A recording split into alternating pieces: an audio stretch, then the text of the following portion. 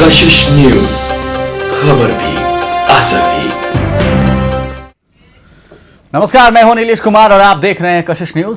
युवा शब्द फिर से आजकल चर्चा में है, इसलिए नहीं कि वो राजनीति के केंद्र में है, बल्कि इसलिए कि वो राजनेताओं के केंद्र में है। आमतौर पर युवा कहने का मतलब हम उस जोश से उस शब्द को जोड़ते हैं जो सीमा पर जवान दिखाते हैं, पर देश के अंदर भी हालात बेहतर नहीं है। यहां भी उनकी उपेक्षा उन्हें शहीद की कैटेगरी में ही डाल रही है। इसलिए कहना पड़ रहा है जो आपके स्क्रीन पर है कि सिर्फ जबान में जवान। व्यवस्था के खिलाफ खड़े होते युवा और युवाओं के हाथ में देश का तंत्र।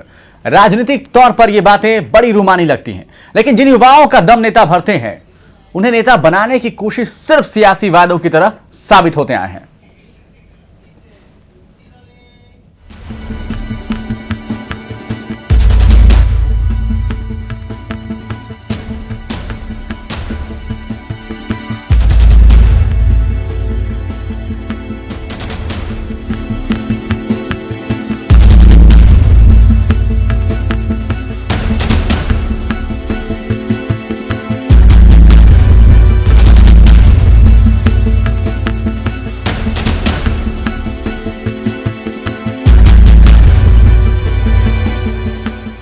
2014 के इस आम चुनाव में तकरीबन 15 करोड़ युवा मतदान करेंगे।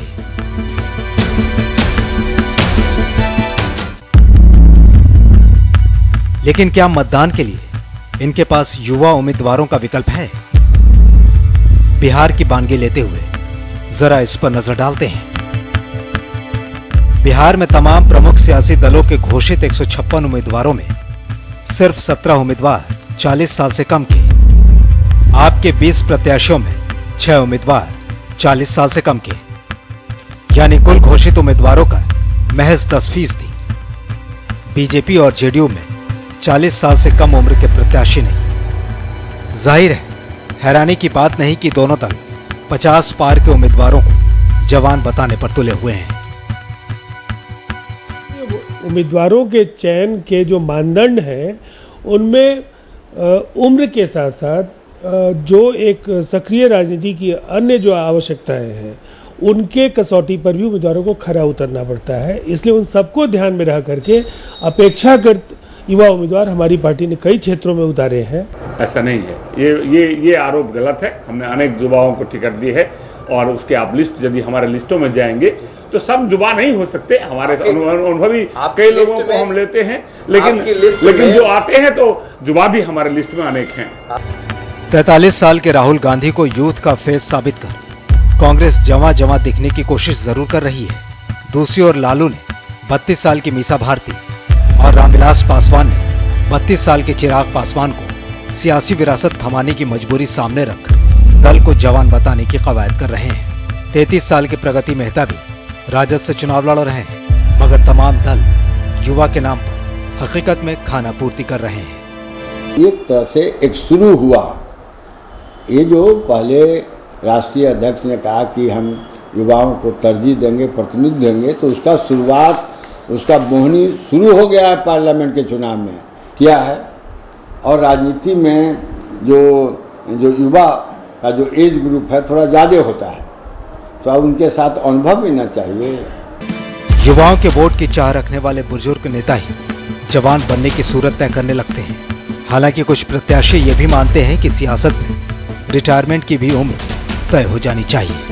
चाहता हूँ, उस लालच की भीड़ से निकलना चाहता हूँ और 65 साल में रिटायरमेंट के लिए एकदम दृढ़ संकल्प है हमारा और नए युवा का झंडा अपने हाथ में लेकर दौड़ना चाहता हूँ। वैसे सिक्के का एक दूसरा पहलू भी है। क्या युवा सिर्फ युवा चेहरे को देखकर ही मतदान करते हैं? CSDS के शोध के मुताबिक देश में अब तक हुए चुनावों में ऐसा शायद ही हुआ हो जब युवाओं ने बतौर युवा वोट डाला हो। तो कहने में गुरेज नहीं कि सियासी दल इस कमजोरी को जानते हैं। कशिश के लिए पटना से खालिद रशीद।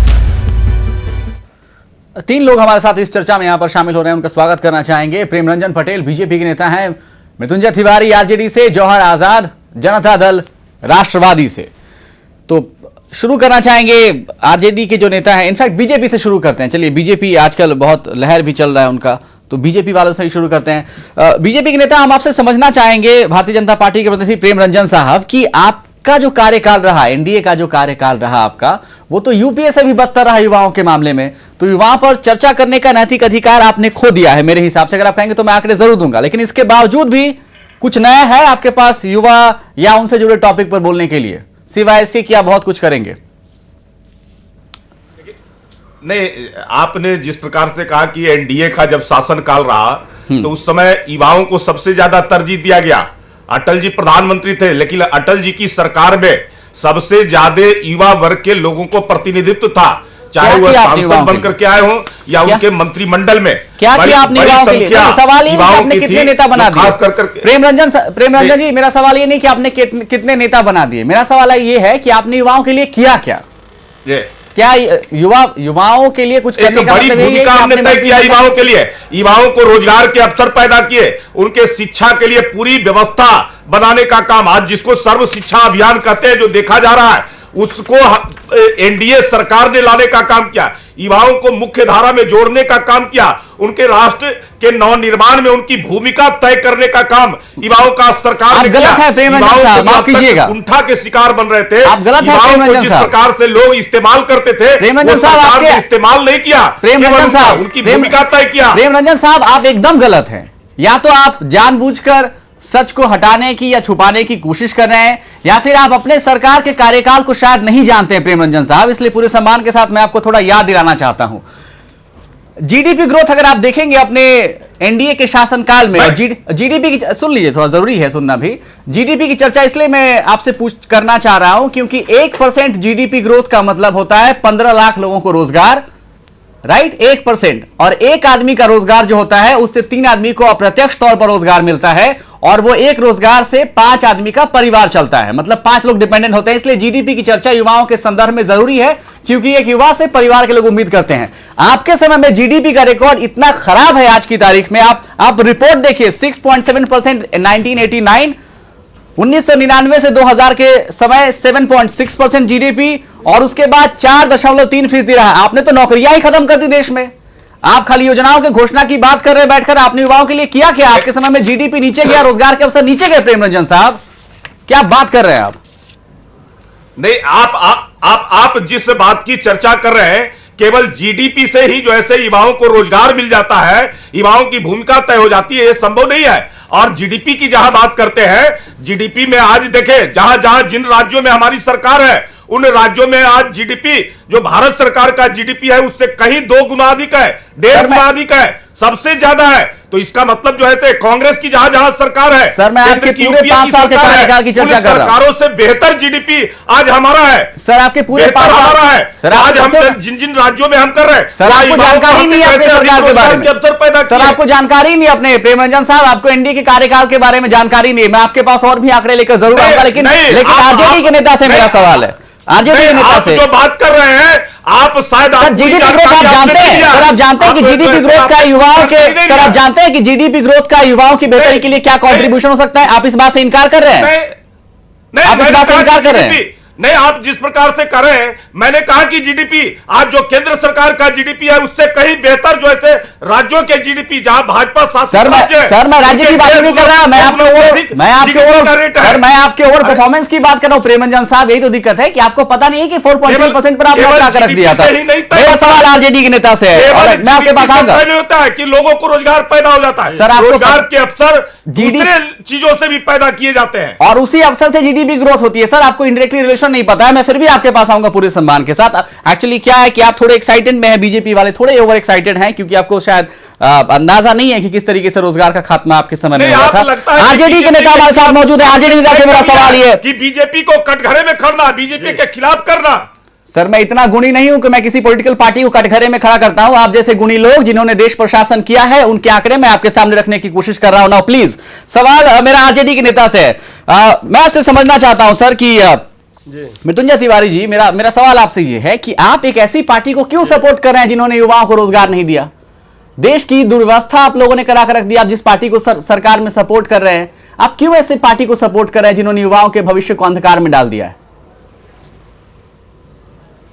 देखिए, आप जिस कांग्रेस की बात कर रहे हैं, आपको यह मानना होगा कि पिछले 60 वर्षों में आजादी के बाद सबसे ज्यादा शासन कांग्रेस पार्टी की रही।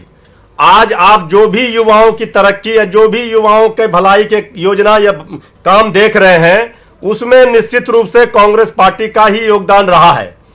इन लोगों ने भारतीय जनता पार्टी मेरा सवाल भारतीय जनता पार्टी से नहीं है। 6 महीने तक पहले जो मेरा सवाल मृत्युंजय तिवारी जी कांग्रेस से संबंधित है। भारतीय जनता पार्टी से तुलना छोड़िए, यही प्रॉब्लम है कि जब जैसे ही चर्चा शुरू कीजिए आप 8 सेकंड अपनी बात में लगाते हैं और 3 मिनट आप बीजेपी की बात करेंगे। मेरा सवाल आपसे है कि क्या आप जानते हैं मृत्युंजय तिवारी जी कि भारत में बेरोजगारी की स्थिति क्या है? 60 साल में अगर आप क्रेडिट दे रहे हैं तो डिस्क्रेडिट भी दीजिए ना, आप ईमानदारी से बोलिए। ठीक है, आप जिस चीज को डिस्क्रेडिट बोल रहे हैं, इन लोगों का हमारा जो विपक्ष है जिस पर आप केंद्रित कर रहे हैं, इन लोगों के पास जो भी जितने दिन भी शासन रहे, इन लोगों ने क्या किया?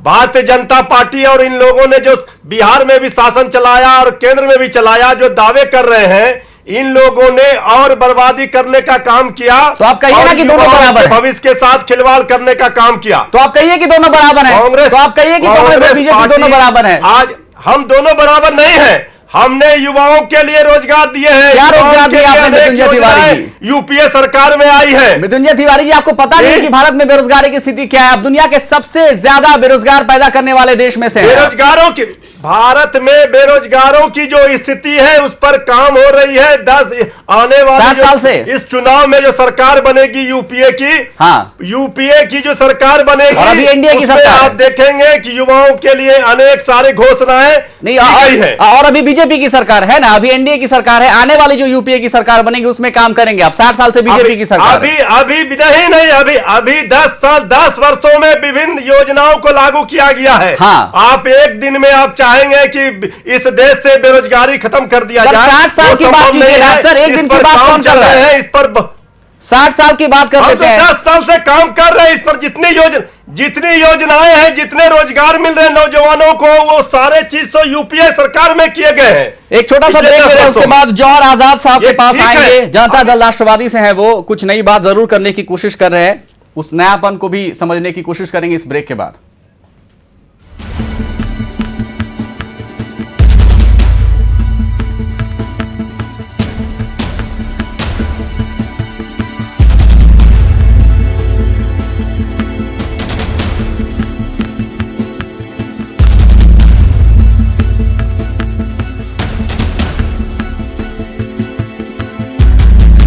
आइए सर, ये आपका दीवाने खास, ये आपका सिंहासन, ये आपका पिए, ये आपका एम्बुलेंस नंबर। एम्बुलेंस का बिनवा इतना बड़ा है तो जिम्मेदारी बढ़ेगी, जिम्मेदारी बढ़ेगी तो वर्कलोड बढ़ेगा, वर्कलोड बढ़ेगा तो टेंशन बढ़ेगा, टेंशन बढ़ेगा तो एम्बुलेंस।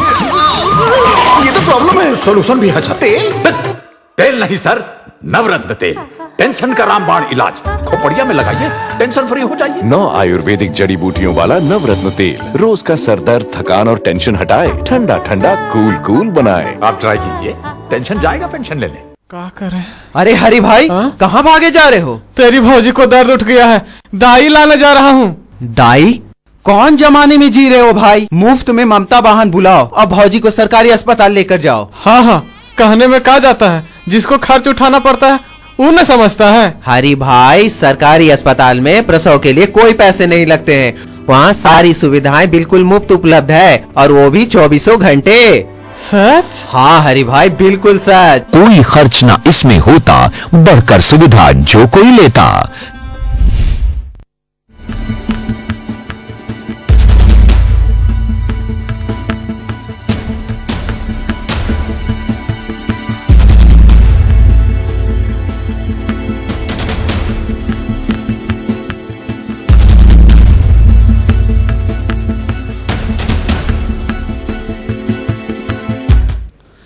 हमारे साथ जौहर आजाद साहब है जनता दल राष्ट्रवादी से, और बहुत कॉन्फिडेंट है और मुस्कुरा भी रहे हैं जब बीजेपी और आरजेडी के नेता जब अपने अपने से बात रख रहे हैं। जौहर आजाद साहब, मैं आपसे समझना चाहता हूं, आप ये कह रहे थे कि आप एक रिटायरमेंट एज भी तय करेंगे।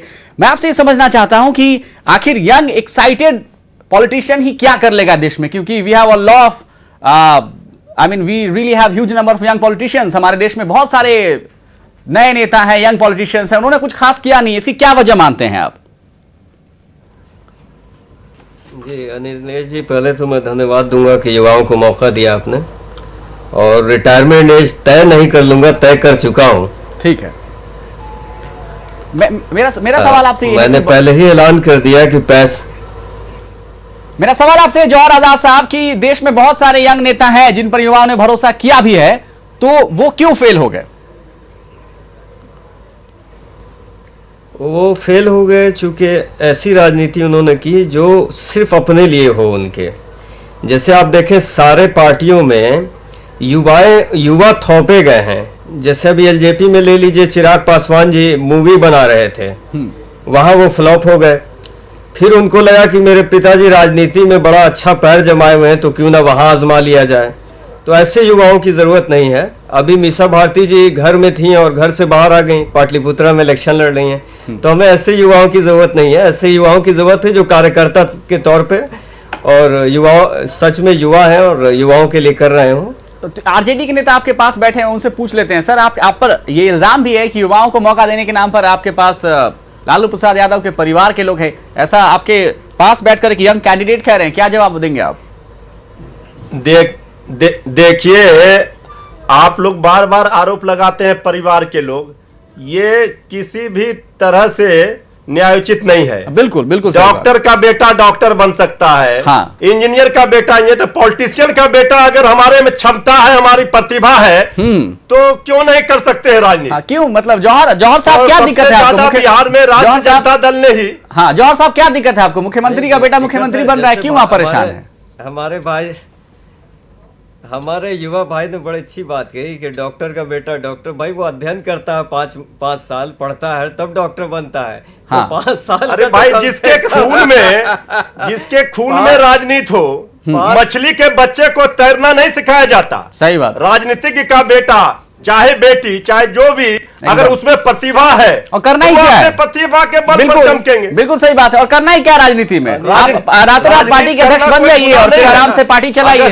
आप एकदम सही कह रहे हैं। लोकतंत्र में जनता तय करती है। एकदम सही अगर बात। जनता मुझ पर विश्वास करेगी, जनता मीसा भारती पर विश्वास करेगी तो। अरे सर, जनता ये तय कर पाती तो आज हम बहस ही नहीं कर रहे होते। मिथुन तिवारी, जनता अगर तय कर पाती तो आज हम बहस ही नहीं कर पा रहे होते। प्रॉब्लम तो ये है। लेकिन मेरा सवाल गोज बैक टू बीजेपी के नेता जो कह रहे थे कि जीडीपी का कुछ लेना देना नहीं है। एक पहले ही तय कर लिया कि आम युवा जनता तय करती है। हाँ ठीक है, जनता तय करेगी। तंत्र में जनता ही तय करती है। अरे सर, हमारा जनता क्या तय करती है हम लोग भी जानते हैं। पर चलिए ठीक है, बीजेपी के नेता से मेरा सवाल है। सर, आप जो कह रहे थे कि जीडीपी का कोई लेना देना नहीं है, लोकतंत्र को इस तरह से आप मत।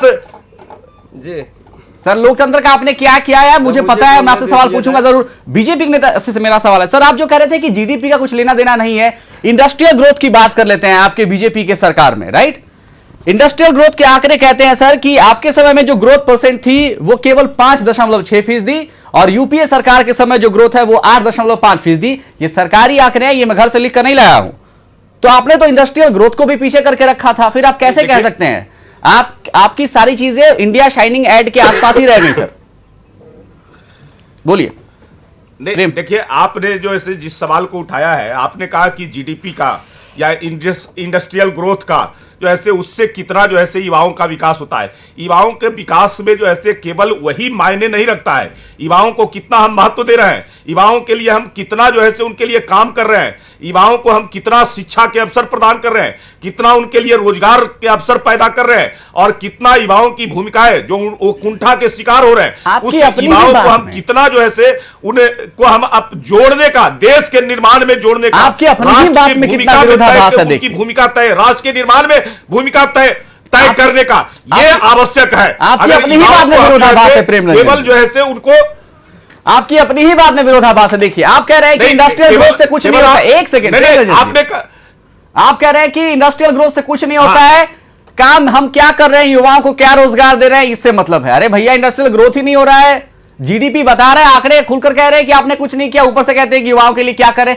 तो क्या कर रहे हैं आप? इंडस्ट्री का ग्रोथ नहीं, एजुकेशन नहीं, जॉब्स नहीं, तो फिर कर क्या कर रहे हैं आप? नहीं, आपने नहीं, आपने कहा जीडीपी की बात उठाई, तो आज जितने राज्यों में भाजपा शासित राज्य है, बात मैं कर रहा हूं, जो भारत सरकार की जीडीपी है उससे 1.5 गुना और 2 गुना है। आपके पास जवाब नहीं है। क्या वहां हमारे रोजगार के अवसर कम है? हमने सबसे ज्यादा देश के अंदर में हमने जहां जहां हम शासन किया है वहां अधिक से अधिक रोजगार हमने पैदा किया है। हमने युवाओं को अधिक महत्व दिया है। प्रेमरंजन साहब, क्या आप ये कहना चाह रहे हैं कि मैं जो आंकड़े, प्रेमरंजन साहब एक चीज मुझे बताइए, इंडस्ट्रियल ग्रोथ के जो मैं आंकड़े आपके सामने रख रहा हूं 5.6% आपके रिजीम में और एनडीए के और यूपीए के शासनकाल में वो 8.5% है, ये सही है या गलत है? आप मुझे बताइए, ये सरकारी आंकड़े हैं।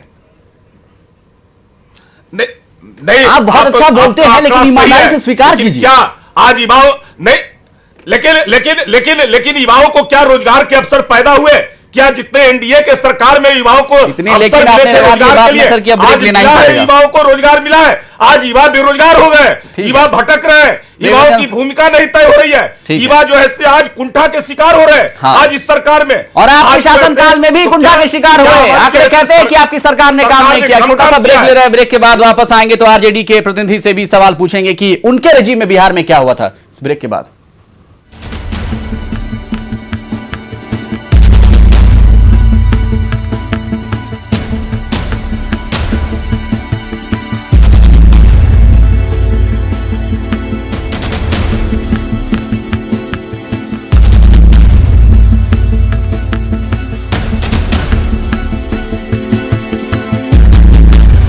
लड़ेगा हमारा साथी, पल में भागे सर्दी खांसी। सर्दी सताए और खांसी रुलाए तो अपने लाडले को दीजिए X factor junior cough syrup, और साथ में बुखार हो तो X factor junior plus.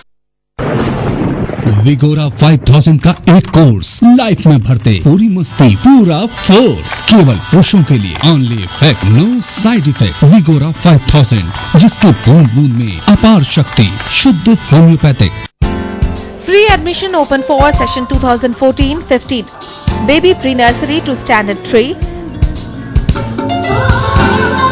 Well-educated and experienced teachers. Homely caring. Transport facility. Little Wings School, Krishna Nagar, Booty Mode, Ranchi. GT Goenka Public School, Patna. 15 बच्चों पे एक teacher. Centrally air conditioned campus with AC transportation. 20 years of excellence in global education. GT Goenka Public School, Patna. Admission open. Contact 2531 000. Purnia सहित बिहार झारखंड के सभी जिलों में एकमात्र diagnostic centre, अत्याधुनिक उपकरण, सुसज्जित लैब, अनुभवी चिकित्सक एवं टेक्नीशियन। फ्रेंचाइजी के लिए संपर्क करें। भारत की रगों में दौड़ते हैं, रास्तों को मंजिलों से जोड़ते हैं। भारत के मजबूत हाथ, हम सब हैं एक साथ। भारत के मजबूत हाथ। इन हाथों को मिलेगी रोजगार और इलाज की सुरक्षा और एक चैन की जिंदगी। हर हाथ शक्ति, हर हाथ तरक्की।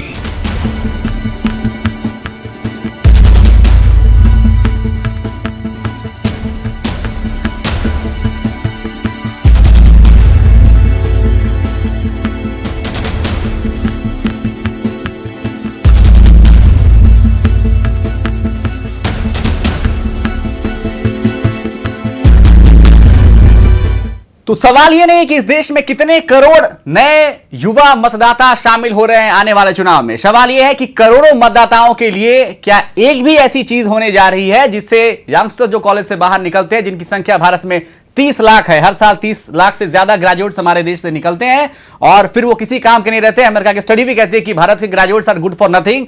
3 लोग हमारे सामने बैठे हुए हैं, एक नई सोच के साथ आ रहे हैं, 2 पुराने अनुभव आपको दिखाने की कोशिश कर रहे हैं। आरजेडी के नेता हमारे साथ मौजूद हैं, उनसे समझने को। बीजेपी वाले थोड़े गुस्से में आ गए हैं क्योंकि बीजेपी के खिलाफ अगर आप कुछ भी कहेंगे तो उनको लगता है नहीं, बीजेपी शाश्वत सच्चाई है। फिर भी आरजेडी के नेता से मेरा सवाल यह है कि सर, आपका जब शासन रहा बिहार में, अगर 1990 से 2000 तक के अगर हम आंकड़े देखते हैं, 15 साल में जो स्थिति रही है बिहार की, वो आंकड़े कहते हैं कि मैन्युफैक्चरिंग अगर आप देख लीजिए या कृषि का क्षेत्र अगर आप देख लीजिए, आंकड़े कहते हैं कि 0.38% ग्रोथ रहा आपके शासनकाल में।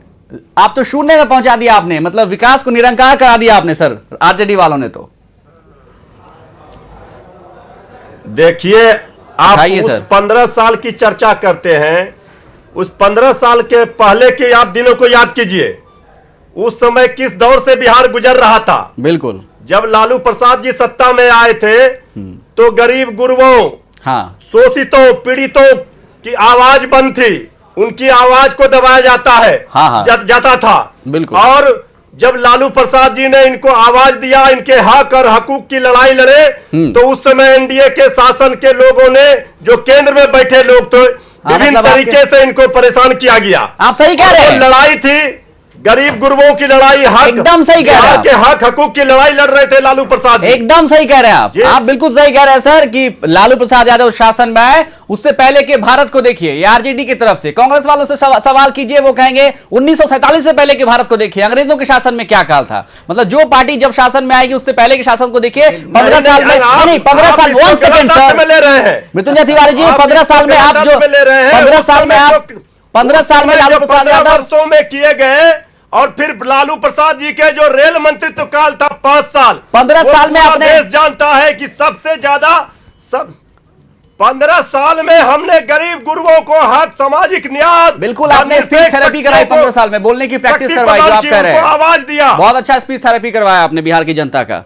बोलने की प्रैक्टिस नहीं करवाई, यही आपके पास ही, आपने मैन्युफैक्चरिंग को कहां पहुंचा दिया, आपने रोजगार को कहां पहुंचा दिया, आप जानते हैं इस बात को? आप जानते हैं कि आरजेडी के शासनकाल में महिलाओं को रोजगार, वो सारी परिस्थितियों, आप सारी परिस्थितियों को समझिए, समझाइए सर। हमारे साथ जो परिस्थिति थी उस समय लालू प्रसाद जी के साथ, सही बात है, वो परिस्थितियों में आज जो विकास की दावा कर रहे हैं, जो जंगल राज बता रहे थे, 8 वर्षों में उन्होंने क्या कर दिया? मेरा सवाल वो है, मैंने पूछा आपसे, नहीं खुला, मैंने पूछा आपसे कि जेडीयू ने क्या किया, मैंने पूछा आपसे जेडीयू ने क्या किया। हम इसलिए बता रहे हैं क्योंकि आप उस 8 साल पे नहीं आ रहे हैं, वो 15 साल पे जा रहे हैं। मैं पूछ रहा हूं सर, 8 साल जो रेल मंत्री का काल रहा लालू जी का, उस पर आप नहीं जा रहे हैं। यही दिक्कत है आपके साथ। 15 साल के मुख्यमंत्रित्व काल का जवाब देने के लिए आपके पास 5 साल का रेल मंत्रालय है। क्या बात कर रहे हैं सर आप? सर क्या बात कर रहे हैं? हमने तो जवाब दिया, हमने गरीब गुरबों का विकास किया, बिल्कुल किया आप लोगों ने, सांप्रदायिक शक्तियों को रोका बिहार में। अरे वाह वाह, हमने सामाजिक न्याय की लड़ाई सही बात है किया। कांग्रेस के साथ आप नहीं, समाजवादी पार्टी के साथ आप गलबहिया करते हैं। समाजवादी पार्टी के नेता क्या कहते हैं दंगों के मसले पर, ये आपको जवाब नहीं है। कांग्रेस को आप समर्थन देते हैं, एमआईएम के समर्थन से कांग्रेस सरकार बचा रही है, और आप कहते हैं मृत्युंजय तिवारी जी सांप्रदायिक बात करते हैं आप सर जी। जसवंत सिंह के अपमान में आपके नेता को राजपूतों का अपमान दिखता है, और आप कहते हैं जातिगत राजनीति नहीं करते हैं। आप अभी वहां से बाहर नहीं निकल पाए। हम सामाजिक न्याय, धर्मनिरपेक्षता में विश्वास करते हैं, और हमारी पार्टी को सर्टिफिकेट ले, उसका उदाहरण देख चुके हैं, नहीं है सर्टिफिकेट लेने। जौहर आजाद साहब, मेरा सवाल आपसे ये, जौहर आजाद साहब मेरा सवाल आपसे कि क्या आप ये मानते हैं कि देश का युवा मतदाता भी भटका हुआ होता है, क्योंकि एकजुट, एक साथ, एक मंच साझा करके या एक विचार के तहत वो वोट नहीं डालता है, उसका वोट भी बिखरा हुआ ही होता है? शायद ये भी एक वजह हो सकती है कि यंगस्टर्स चुनने में, सही लोगों को चुनने में शायद हम गड़बड़ करते हैं। मतलब जितना हम पढ़ लिख कर निकलते हैं, शायद अपना विवेक उतना इस्तेमाल नहीं करते। जौहर साहब बिल्कुल सही आपने कहा, युवा जब कोई पार्टी ज्वाइन करता है तो अपनी विचारधारा छोड़ के पार्टी की विचारधारा को प्रमोट करने में लग जाता है। और जैसे आरजेडी में कहा कि मीसा डॉक्टर का बेटा डॉक्टर, तो इसका मतलब कि इन्होंने पहले से तय कर दिया कि नए युवा कार्यकर्ताओं के लिए जगह नहीं है राजद और भाजपा में, वो हायरार्कियल डायनेस्टी ही आएगा। जैसे अभी चिराग पासवान जी भी, अभी तेजस्वी जी भी इंतजार कर रहे हैं टिकट के लिए, मुझे लगता है कि असेंबली में वो भी आ जाएंगे। लेकिन यंगस्टर्स के लिए एक क्वेश्चन है, लैक ऑफ एक्सपीरियंस। अगर आपके पास अनुभव की कमी है, जैसा कि बहुत सारे यंग नेता जाते हैं, तो फिर वो दिख जाता है। अरविंद केजरीवाल अचानक मैदान में कूदते हैं और फिर भागने भी लगते हैं। फॉरेन पॉलिसी का आप क्या करेंगे, इकोनॉमिकल पॉलिसीज का आप क्या करेंगे, अनएम्प्लॉयमेंट दूर करने के लिए क्या करेंगे, ये तो आपको भी सीखना होगा जौहर साहब। और जब तक आप सीखेंगे तब तक फिर अगर केजरीवाल जी को अगर आप युवा मानते हैं नीलेश जी, तो मुझे आश्चर्य होगा। तो केजरीवाल को युवा कैटेगरी में आपके हिसाब से क्या है युवा? मतलब जिसका जनेऊ वनेऊ हो रहा वही युवा है, या 40-42 वाले को युवा माना जाए?